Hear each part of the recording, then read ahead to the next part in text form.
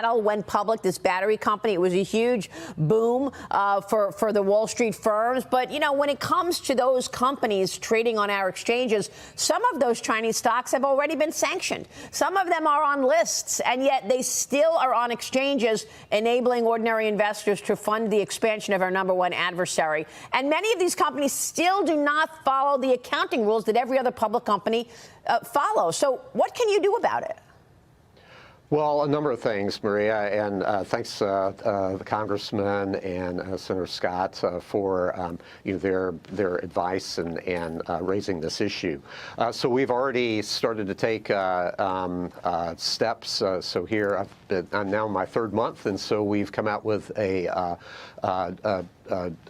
concept release, we call it, regarding foreign private issuers. There are a lot of Chinese companies and others that use the United States and get kind of special treatment vis-a-vis American companies for listing here, even though they're not operating here and they're not incorporated here. And that's all of their special dispensation is predicated upon the assumption that they have good, robust regulation in their home country. Well, that's not the case, especially with a number of the Chinese companies who are here.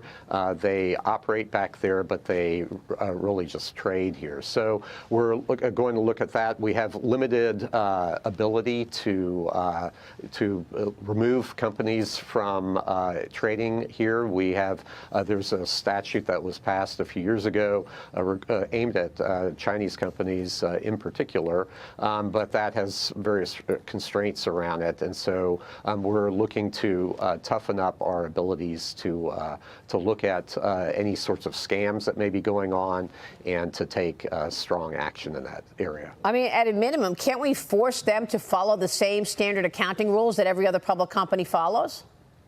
Well, that's what we're working on, and that's what that whole release was about, in order to undergird the current rules and to cut through some of the ways that people have been able to skirt the rules and the standards that we have here.